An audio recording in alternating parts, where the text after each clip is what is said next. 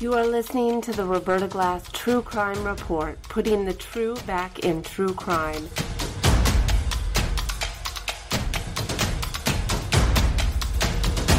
From New York City, Roberta Glass is now on the record.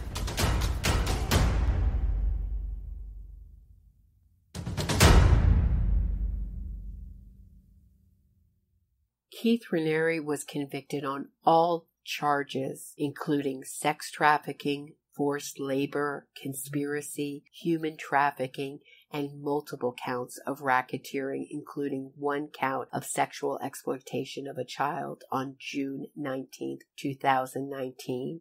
His sentencing is set for October 27th of this year. I attended much of his trial and nearly all of his hearings and will be in attendance for his sentence.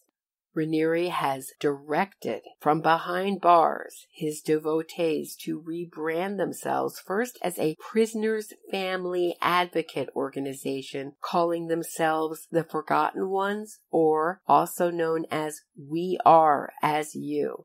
The group danced regularly in front of Raniere's Brooklyn jail, protesting the COVID freeze on prison visits. They also filmed their prison dance parties for an upcoming documentary, as well as Instagram. Raniere's minions have surfaced once again as a justice reform group called Make Justice Blind, with their own website, and emailing the DA's office and showing up in person to drop off a list that they call an affidavit for those that prosecuted Raniere, asking them to deny or affirm 8 statements, starting out with 1. We, the prosecutors, did not knowingly make any false or misleading statements to the public or media, and asking them to explain their answers. Make Justice Blind's affidavit was also signed by 4 prominent people in the wrongful conviction movement, the most famous being Amanda Knox. Make Justice Blind is also opening up a contest to the public where they say they will give $35,000 to the case sleuth who can find the holes in the prosecution's case that convicted Raniere. To discuss with me this latest NXIVM news and rebranding is one of my favorite guests, William Ramsey, author of Abomination, Devil Worship and Deception in the West Memphis 3 case, as well as 2 books on Aleister Crowley. He also has created many documentaries and hosts his own podcast, William Ramsey Investigates. He is also a member of the bar in good standing in the state of California. Welcome, William Ramsey. Roberta, great to be with you again. Thanks for inviting me. Thanks so much for talking to me about this. So first thing that's very confusing about this is, what is an affidavit? An affidavit is a legal document that's signed by a additional party that verifies its facts. So you go to a notary and they stamp it. It's actually a legally binding document, statement of fact. So it's not something that you can just lie about or engage in perjury. It's by threat of perjury, you're stating these are the facts. So this is an affidavit written by a convicted criminal, delivered by his cult devotees and by email to the district attorney's office, and they demand that they sign it or initial each sentence. Right. Trying to explain what this is. It's so confusing. Well, it's confusing because it's it feels like, and the tone of it is like somebody who's a pro se attorney.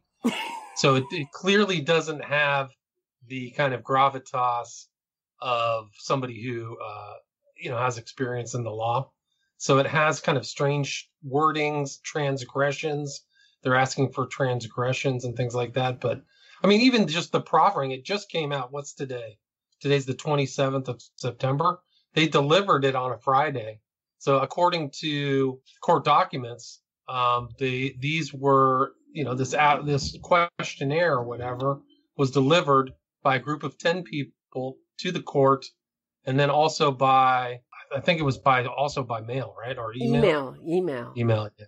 So it's some group, right? Make Justice Blind. Right, Which with a camera. And they also went to Maura Penza. She tried Raniere, but she's no longer in the district attorney's office, and they went to her office and delivered this. They want her involved now that she has nothing to do with it anymore.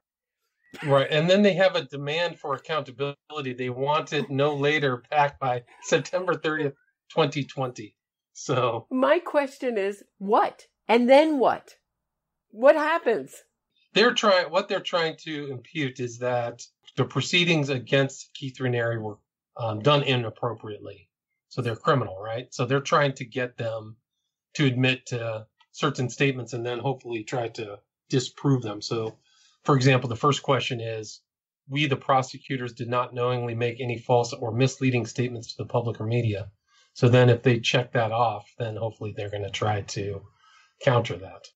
Right. And it also has the effect of just by asking the question and they refuse to answer it. They refuse to sign our affidavit. It has the appearance that they're hedging. They're scared. They're running scared from Keith Raniere and his cult minions because they don't want to sign their initials to this simple list of transgressions. Right, so they can just put it out on social media, right? Right. And then it has at the end, also signed by 4 different people, 3 of whom are convicted.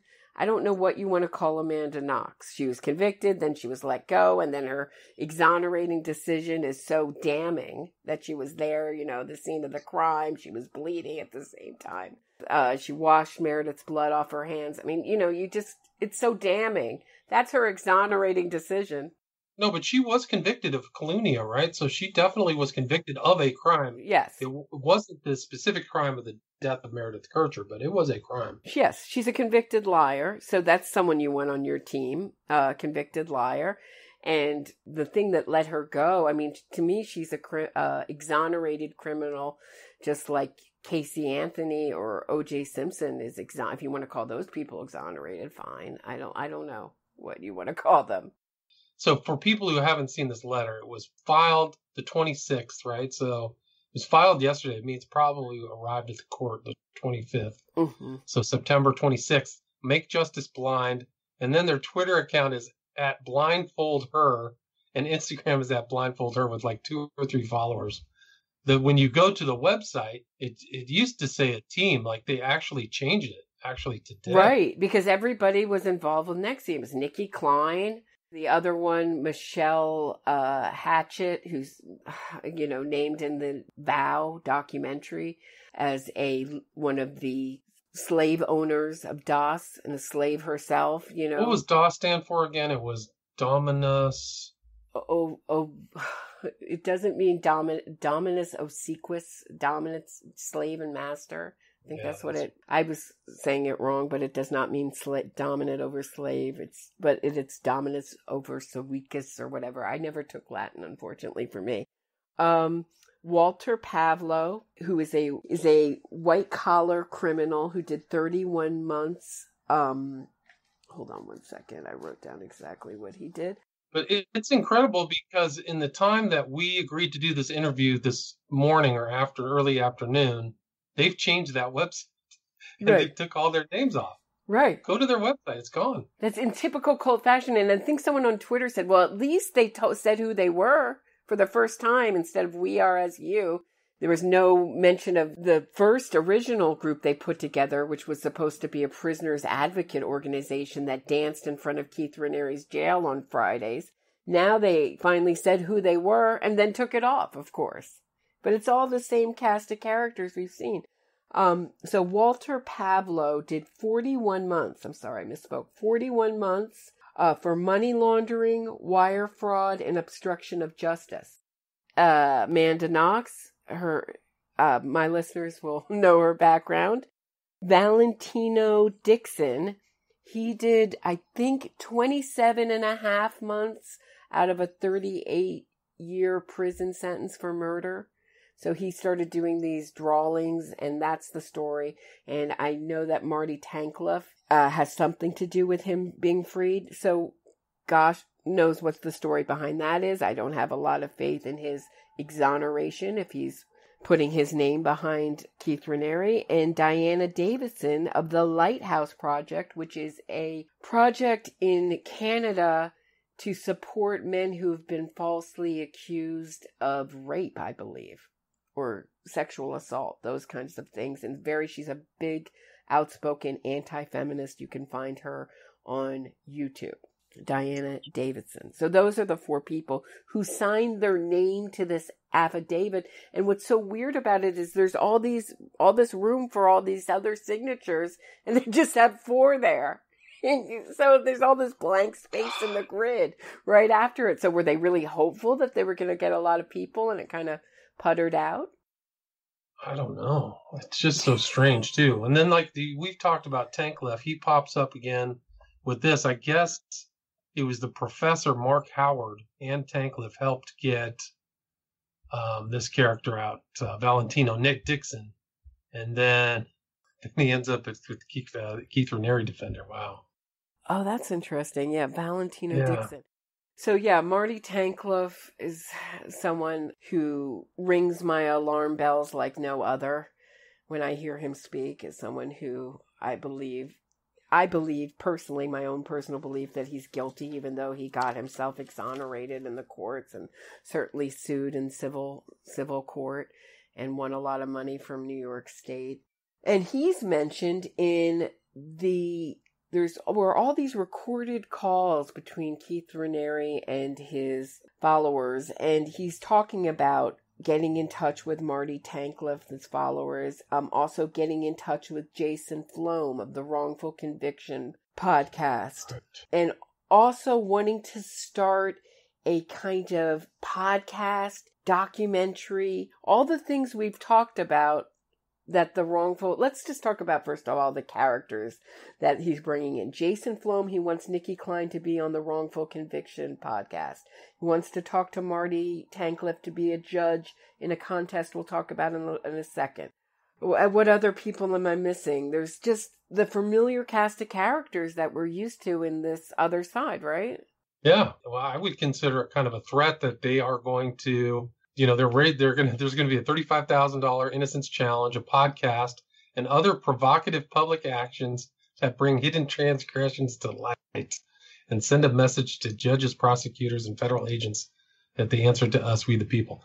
So, yeah, I mean, he's definitely trying to run like a PR operation, or so, whoever it is. And saying he's the most, and he wrote all this. You can see in his prison, attached to his sentencing report, some of these are attached to, the most recent documents that have come out regarding this, because what happened was the prosecutors went to the judge and were like, look, this just happened. This just got dropped on our desk.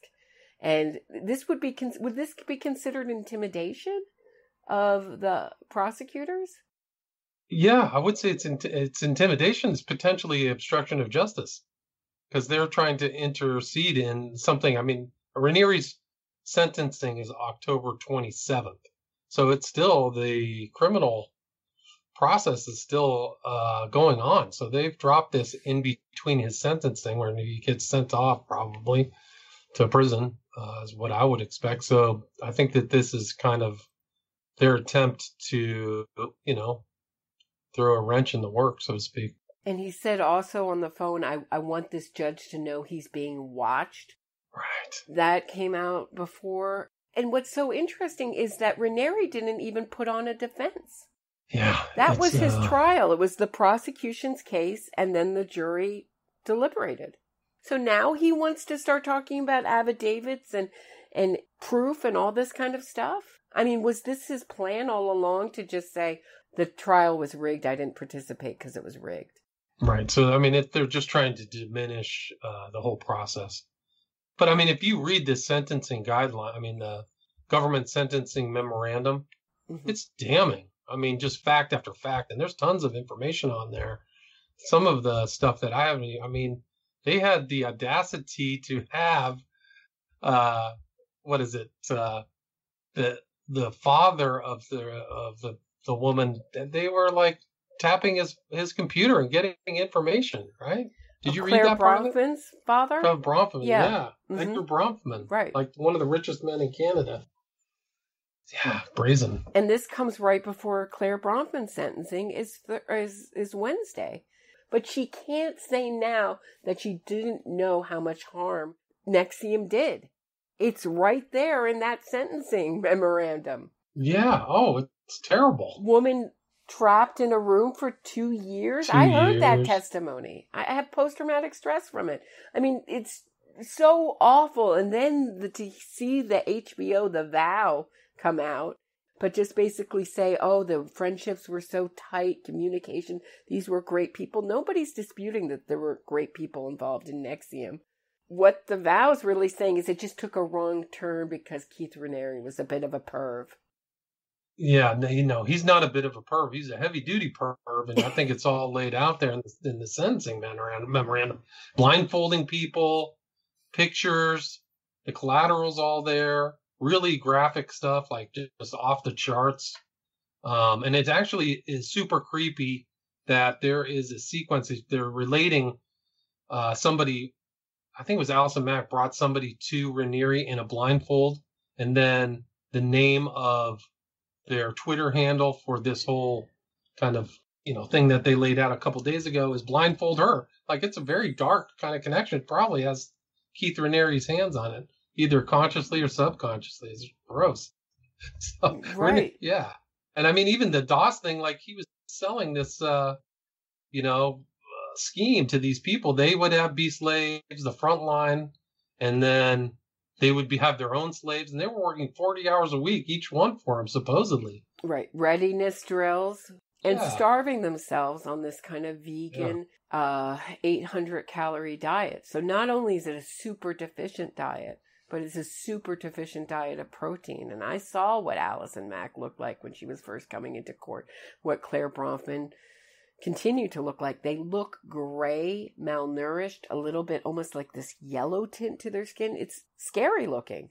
Yeah, scary. And I mean, it's weird. In one of the exhibit, that affidavit, or at least the affidavit within that thing, Raniere admits to having a kind of pansexual lifestyle.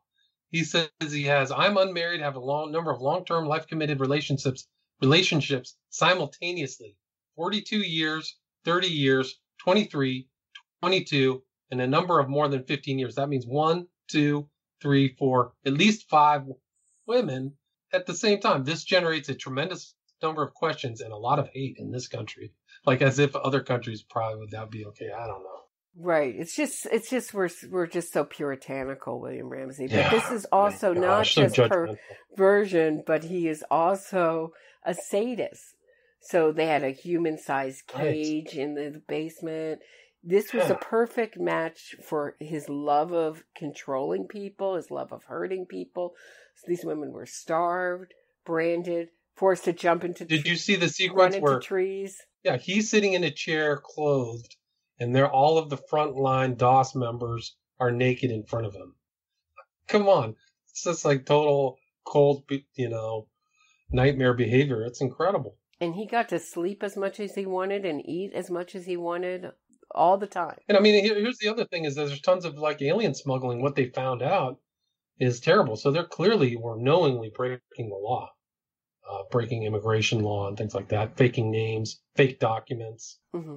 Yeah, it's. I mean, the jury. At first, I didn't think the jury was going to really get it, but halfway through the trial, they just looked at Keith Raniere. It was what you say about him trying to make his own legalese is so funny because he wrote nonstop Post-it notes through the trial, handing them to his lawyers constantly. Never stopped writing those Post-it notes for his lawyers. And he seemed to be, thinking that he was giving sage legal advice. And they just looked like more annoyed at each note he handed over during the trial. Well, yeah, so this is a feint. I mean, it's incredible that they changed the website already. Like, they must be something going on social media. Do you know that people are like, this is nonsense? I don't know. I know that the Times New Union picked it up, and, I was a little disappointed. They called Amanda Knox exonerated. Ditto, Frank Report used the word exonerated Amanda Knox. I mean, I don't know. for me, this is the perfect place for Keith Raniere. To me, for what I know about the wrongful conviction movement, it's perfect. And he wants to use all the same tools they use.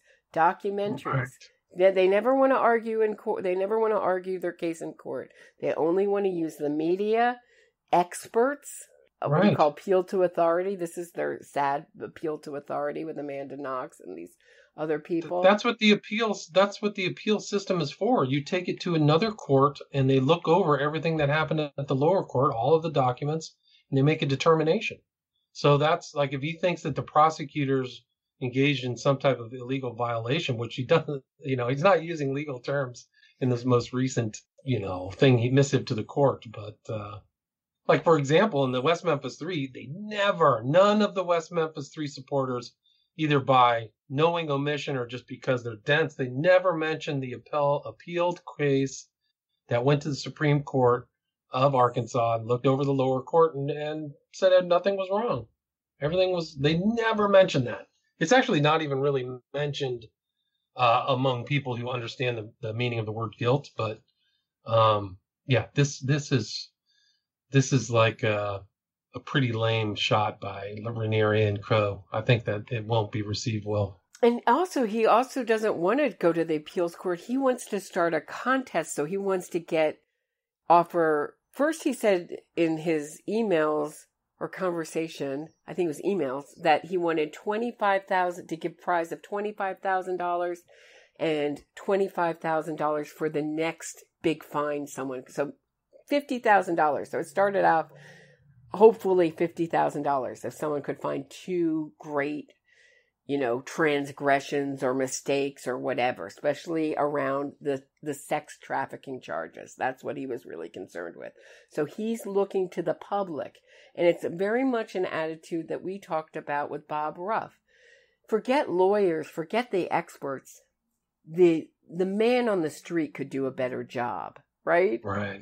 So I'm going to appeal to him or her out there. And it's going to be so American. The harder working person will win and find it because it's there. Right. And that's like their statement. We, the people, police the police, prosecute the prosecutors, judge the judges, investigate the investigators. So I think you're absolutely right. The gravamen, the crux of what they're trying to say is like, the system's bad, let the public figure it out, which is really, you've seen so many cases where, the hysterical mob has got it wrong. And, you have these Pied Pipers like Bob Ruff just leading people down the road, man. Down the road, but and it always involves a kind of conspiratorial mind. And why would they want to? And so the thing that was absent, I thought Keith Raniere was going to argue I was too powerful, I was changing lives without Big Pharma or something. And I thought that was, but he didn't seem to go really into that yet. I don't know if we're going to wait to hear that about how the conspiracy against him, why all this was done to him. Such an ethical, wonderful man. Right. Such an ethical. Yeah. That's what he used. It's a very like Scientology term for the girl that he kept in a room for 2 years was she engaged in an ethical violation. And he never told her what the violation was too. So he's deliberately traumatizing her.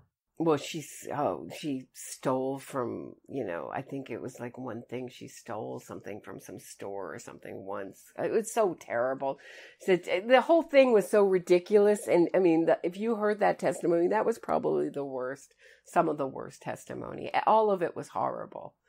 But why one struck me worse than the other? That was 2 years in a room, no books, no nothing, hearing your family outside, having a life, outside the door and having your food being brought to you and then having a rotted tooth in the back of your mouth that's extremely painful. And the best day of your life is when you get out to get a root canal. I mean, it's pretty unforgettable testimony. And I guess one thing that I'm just really surprised by people saying, oh, the Innocence Project, all these people's good names are being used and all this stuff. And this is exactly the right place for Keith. I keep saying it, but the right place for Keith Raniere. Is what, to be in jail? To be with these people in the Innocence Project and Jason Flom and all. They've been using the media and using these kind of techniques. You'll never see them in court. They want to use kind of new investigations that aren't done by, that sort of miss the whole scope, ignore the evidence and point to a tiny needle instead of point to the giant haystack of evidence. Right. Yeah, no, you're right. It's the same techniques, right? Same techniques in all these cases. Omission, hide the documents. Come up with some kind of fake, fake thing that would clearly absolve the person of any guilt, right? Yeah. I was trying to remember the case. What was the case where the guy killed his girlfriend? And supposedly the whole testimony of the woman who said she saw him at the library overcame all the first-person accounts of the murder. Oh, yeah. Jay showed them where the car was, told them how he did it. Right. Yeah. And that's a really interesting thing that's come to pass, and I keep thinking about, I'm glad you brought that up, with Adnan Syed, and also Making a Murder and Stephen Avery, is when Serial came out and when Making a Murder came out, people were poring over every bit of that case, especially Serial. When those documents finally hit, it took a while for them finally to get the court transcripts. And when people started going through the court transcripts, all roads led back to Adnan Syed. There was no miscarriage of justice. There was no one else they've even blamed consistently. They can't have another story that makes any sense. Besides Adnan Syed and that. So they just sort of peter out. It goes to the Supreme Court and then it's sort of, they exhaust all their appeals and then it just sort of sits there. Like, why did she win the Peabody for that? I don't know. It's a shocker. Should she return it, Yeah, well, show a little bit of integrity. But I think that a lot of these, look at Berlinger or some of these other people who involve themselves in true crime cases and just scramble it up like an egg, scramble it in a blender. And next thing you know, people have no idea what really happened. But I do think that the Supreme Court of Maryland really knocked it out of the park when they, assessed all the case information and everything like that. I think that people take the time and read that decision. I think they'll be totally convinced that Adnan Syed killed his girlfriend or his ex-girlfriend. That was a close decision, wasn't it? 5-4. I think that the dissent I think there were some differences in the dissent. I forgot what the issue was. I got to go back and look at it. Yeah, but it was fairly close. But it wasn't over his innocence. It's whether, Yeah.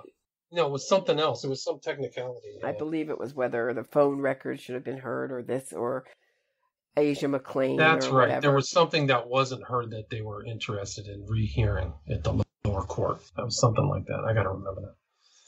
But yeah, you've seen so many of these cases. Raniere is just one in a long line. And this is an interesting little move by there, little maneuver. So obviously it's tailored towards getting the public riled up and try to be sympathetic for a guy who was really a pedophile. He had a relationship with a 15-year-old girl, right? Right. And, one of the things I thought when I was reading early on about Keith Raniere, and he's very interested in Scientology, and he also had a very conspiratorial mindset, and I thought, oh, this guy has to have, had an interest in Aleister Crowley and or read your book, and I found out from Tony Natali that he had read Aleister Crowley. Now, does any of his outlook have any kind of connection to Aleister Crowley, you think? Or who, Raniere? Yeah, behavior. I wouldn't say it overlaps. As a cult leader, I think for sure. And the whole idea of like the grading system and also kind of his approach to other people, his slave shall serve. But I haven't come across anything overt that would show that Raniere was really kind of into the... I think he had weird nicknames, didn't he? Didn't he have like Slave Master or Dungeon Master or something? He was Vanguard. He was Vanguard, known as the Vanguard. And he also had taught a system called the Fall, where he reversed things. He would say that doing bad things made you feel very good and doing good things made you feel really bad. And he was To me, that seems like a reverse satanic reversals. Am I wrong in thinking No, that? not at all. Not at all. Not at all. That's actually kind of like, I think it goes back to like the Frankists who are like, you're supposed to sin grievously to obtain virtue or whatever, or bring on the end of the world. So I don't really know that the totality of Raniere's kind of, I know his influences from Scientology, but I don't know his real worldview. Like if you look past Hubbard, total Crowley follower, like loved Crowley, thought he was the one who came after Crowley.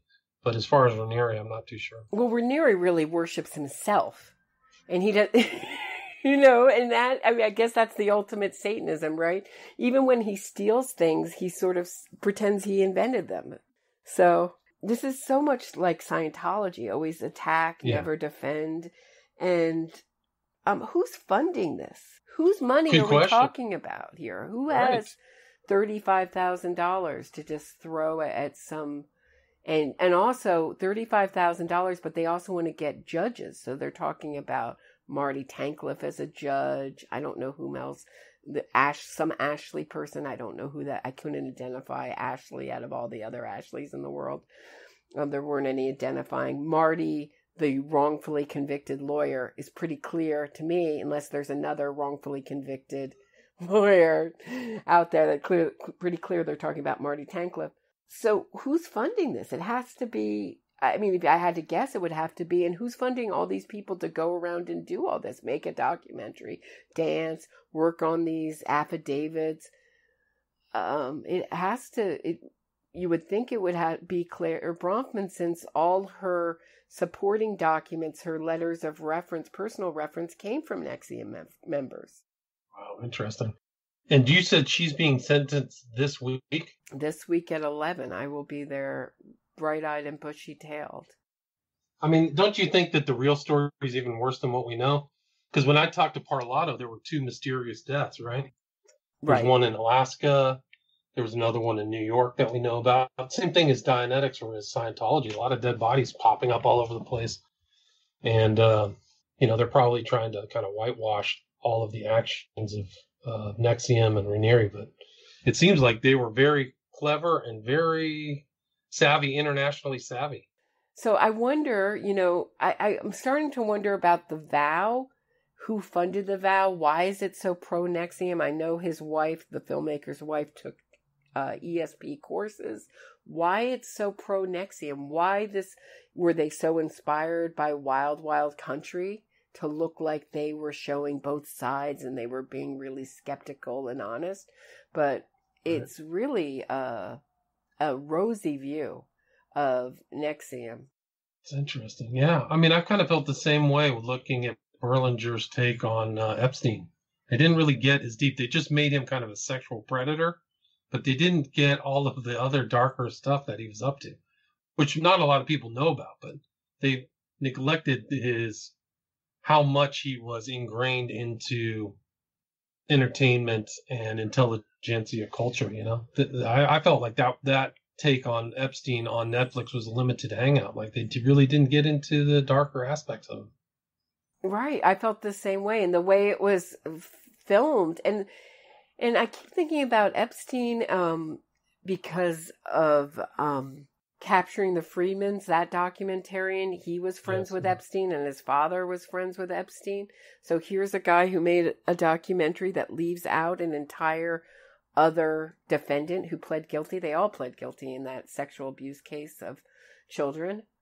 And and then he goes to bat for years to vindicate and exonerate Jesse Friedman. What's going on? What's going on there? Right? Good question. Right. Why are all of these kind of documentaries getting greenlit? Why are they just kind of telling half a story? I don't know. That's a very good question. I mean, Berlinger, we know that his past is, in my opinion, very questionable, especially the West Memphis 3. Also his work he did a documentary for that whole crude litigation that took place in South America that eventually was, I think, kicked out of court because of fraud. But I remember correctly. So he was involved in that. But yeah. And did you also say, I'm sorry, I don't know if I heard you say he was also really did that love letter to Robbins, Yes. Tony Robbins. Oh, did he do the Tony Robbins one, who's also a supporter of Eccles? Didn't Robbins write a book for blurb for Eccles? Yes, and it's and he uses neurolinguistic programming, and he also has been accused, Me Too'd more times, and then Right. he got Marty Singer, his lawyer, to erase all the negative stuff about him from the internet of all these women who've been sexually harassed or abused by him off the internet. And then it came back up by BuzzFeed, and then dead silence, nothing. Well, he got one of the best attorneys. I mean, that was the same one that Bezos got. Was Singer was one of his illicit relationship with that woman, and all kind. The compromising pictures were out there and stuff like that. They never made it to the public.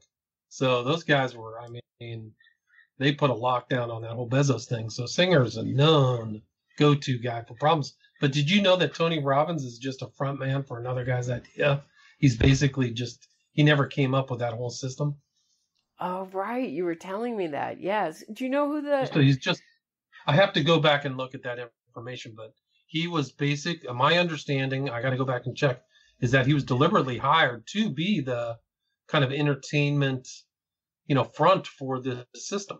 So, and I went to one of these things like 25 years ago, but the guy was doing like a self-help thing and did this. He was hitting on the women doing his presentation. So he would walk up to women he had caught his eye and talk to them directly. It was amazing. And everybody watched it. And I was like, this guy's probably doing this all over the country. Was that Tony Robbins or someone else?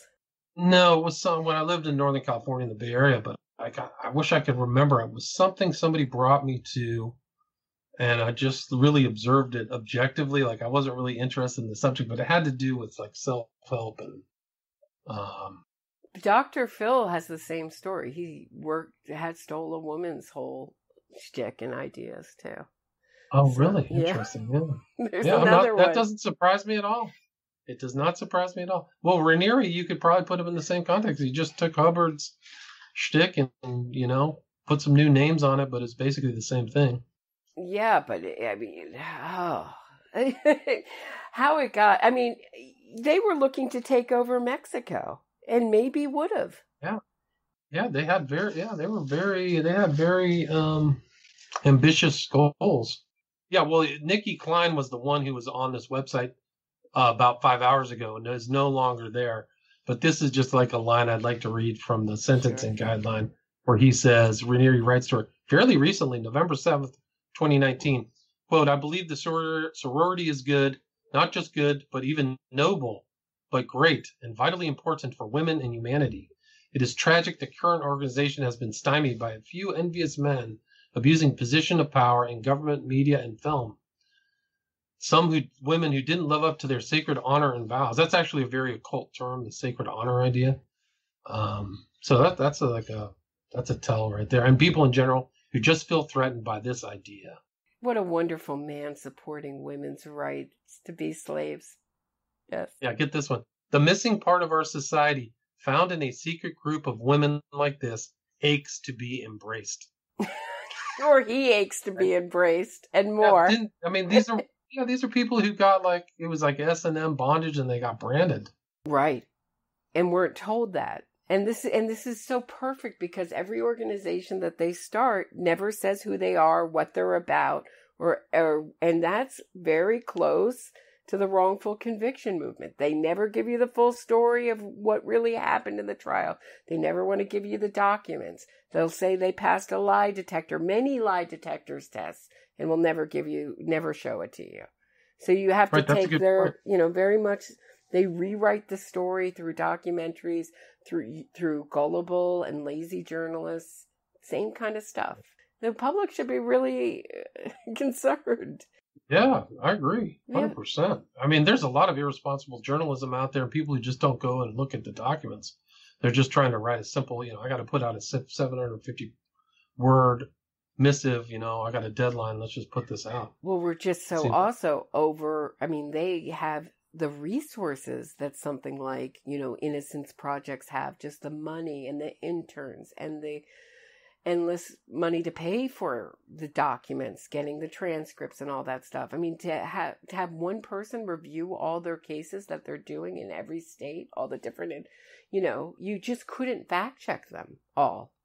You just couldn't without some kind of counter organization and volunteers. Yeah, that's a great idea. Actually, we should start something called the Guilt Project, affirming court mechanics and prosecution and conviction of known criminals. But that's the thing. It's so American. I was saying to my boyfriend today, like, you don't want to be the person, whenever one of these criminals gets out, you see them getting out of prison and hugging their family members. What do you want to be, the person on the sideline? That's so American. They're getting their freedom back, their time back, their freedom, What are you going to be, the person on the sideline saying, put them back in? That's going to go over well. That's going to be a good PR move. No, go back in. You're guilty. Right? So true. So true. I mean, I can attest to you from personal experience. Nobody wants to listen. Not many. So what's going on what do you think the West Memphis 3 case taught you, really? Oh, it taught me a lot. It taught me tons that people will definitely, they're looking at facts based upon a prism of their understanding of the world, and they will either unconsciously or consciously omit details that don't fit into their worldview.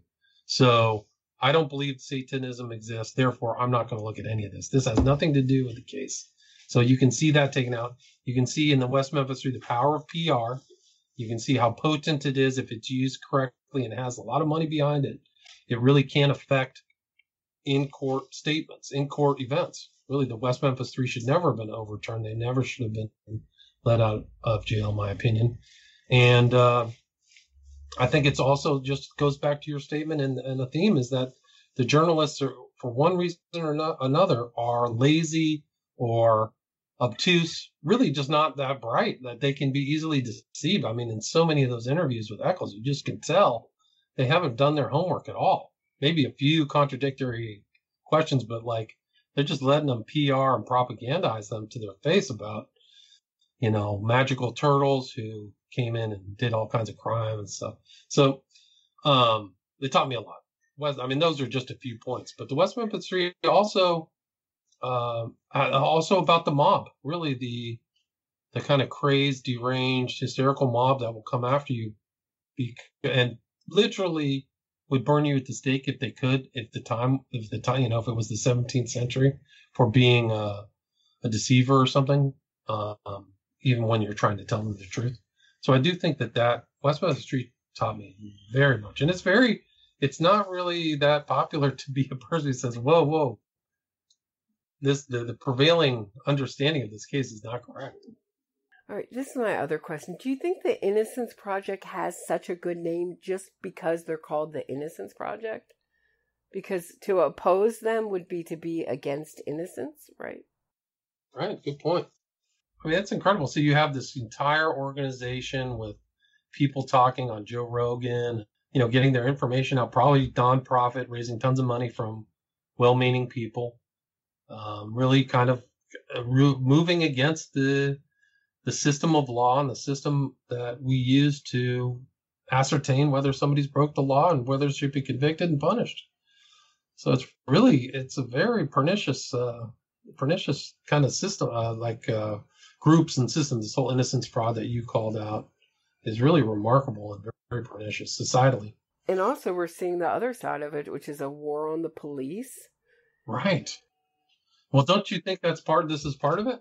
Right. Raniere's calling out the police had nothing to do with Raniere, investigating Raniere, almost nothing to do with this case. But they still want to, investigate the police. Police the police, right? Police the police. They want to police the police.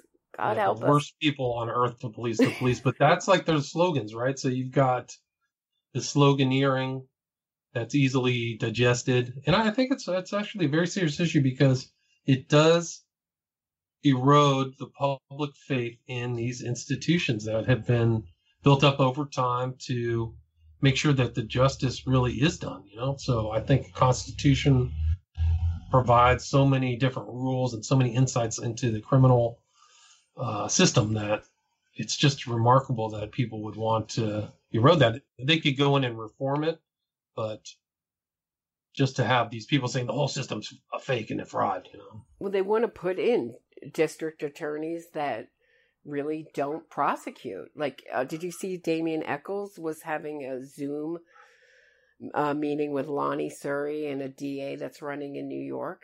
So this is Damien Echols and his wife are promoting this DA. Well, now I know who I'm not going to vote for. Wow.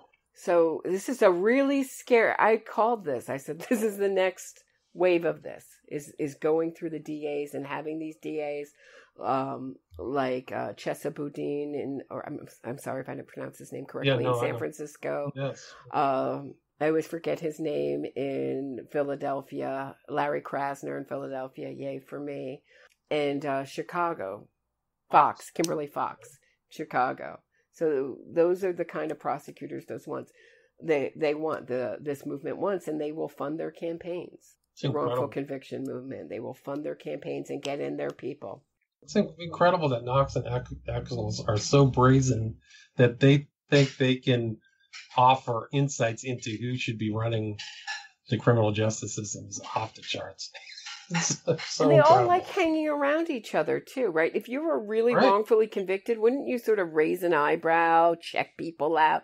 They will support each other. Anyone in there, it's really scary. No, it's incredible. Like I would want to stay away from them. Like John Douglas is hanging out with them still. I mean, it's just incredible. That's one other thing. Can I talk to you? Can I ask you about experts? What you've learned about experts like John Douglas, Ofshe, Dr. Richard Ofshe. I'm sure I'm forgetting some names. Werner Spitz. People come in and out of these cases, different cases, but on the same side, always on the defense side. Right. Well, I don't trust any of them that are willing to do that. I honestly, just personally, they're allowed to do that, to provide expert advice to either the prosecution or the defense. But some of those names I just wouldn't trust at all. The ones that you named. I do still have a lot of respect for Cyril Wecht, who I think almost every analysis of his cases, criminal cases, I found to be correct. So as an expert, totally respect that guy. He's much smarter than I am. He has a doctorate in law and medicine. So I think that just because you're an expert doesn't mean you have integrity or that you're not working for money. So So what's your opinion? What do you think about in-court experts? I'm just amazed that the same figures come in and out of this different cases, how entwined the wrongful conviction world is, and how incestuous. That's what's really surprised me. From one thing to another, and when something really terrible happens, they don't disavow it. Like you would think that in Chicago, with something as public as the Anthony Porter All-Story Simon, when something happens like that where an innocent man is forced to what they know is a inaccurate confession, a real wrongful confession, that they don't say anything. They just move to a different Innocence Project, the main characters, and continue on. So they talk about all these systemic problems and how these bad guys have to be rooted out of our system, but there's no sort of self-reflection on their own community. Everything in their own community is fantastic and perfect and wonderful, and they just give talking points to the people, and that's why celebrities are so perfect for the Innocence Project. They just say, the case went this way. Well, celebrity's not going to, especially an actress or an actor, they don't have time to read court documents. No way. No. I mean, do you know that the Echols and Knox are both on some speaker's website, and they offer their lectures for $10 to $20K a pop? Wow. Yeah. Yeah, American, and Knox has a full agent too. Yeah. And then they say that same agency represents podcasters, but they won't say whom, which I find very interesting. Interesting. I didn't know that. It's very interesting that podcasts always want to be presented as homegrown and they just became all popular by themselves and they didn't have any help. They just made it to a bigger platform because they were so great. And they weren't, promoted or pushed because of their worldview. Speaking of podcasts, Eccles was just on the Gramerica podcast. And they just let him talk about magic and his books and stuff like that. Yeah, how did that end with it, you going back and forth with those guys? I think they said that they used some funny term. I can't remember it offhand, but I think we investigated this case sufficiently, or we're familiar with the case. Familiar. Yeah, they used the term familiar. Yeah, so familiar is all it took, I guess. How familiar do you have to be? That's crazy. That's a great word, familiar. We're familiar with the case. Yeah. Not like we know it back and forth. We're familiar. Well, I know that case. What is familiar exactly? Is that like, oh, I'm familiar with my neighbor. I met him a couple times. What is familiar exactly? How familiar? Familiar enough to not know enough about it, I guess.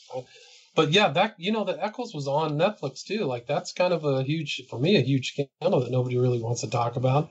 And he seems to be networked in with certain influential segments of the podcast community. Yeah. So they won't ever critique or investigate really what he really did based on the court records, which are readily available. So all these people, like, it's incredible. I've heard a mention of Rogan, and the guy's name is Duncan Trussell. They just let him on their show talk. Yeah, it's incredible. I mean, Rogan mentioned him, the number one podcast in the world, probably. Right. And he had Jason Flom on, and another gentleman from another innocence organization on. Both of them on together. Just, talking about cases but not naming them. I knew a few of what they were talking about, but of course incorrectly presenting cases for what they were about. Like they went to the one that Kim Kardashian talked about, the Kevin Cooper case, and said, oh, Camilla Harris is horrible because she refused to have the DNA tested. Well, yes, she did, but eventually Jerry Brown said okay, and when it was tested, stuff that had nothing to do with the crime, handpicked by the defense. This is such a rarity that this happened, because this is usually a home run for the wrongfully convicted side. They have things tested that have nothing to do with a crime, that probably have some old DNA on it that, hasn't been touched in a million years, or a thumbprint. Everything on it came back with Cooper's DNA on it. And now it's a big conspiracy because the police planted it OJ style. And Kim Kardashian is pushing that. It's this horrible, wrongful, I'm not a big fan of either of the, either parties, but to go after Camilla Harris on that, there's a lot of other things you can go after about, but not the Kevin Cooper case. She was actually right on that. Right. Did the right thing on that. So, well, I got to give you credit, Roberta, because you really, of all the people that I've seen, I try to have wide ranging, taste and information, but you were the first one to really kind of, for me, to key into the whole innocence fraud movement on so many of these cases. So I commend you for that. Thank you. And your book had a lot to do with it. So it goes right back to you. The West Memphis 3 is the beginning of it. You see it. Seems you see the patterns, the same players, the same stuff, the same techniques used. And it goes again and again. And people ask me, well, why don't you talk about an innocent person? First of all, it's very rare. I probably will one of these days, but my interest is this movement.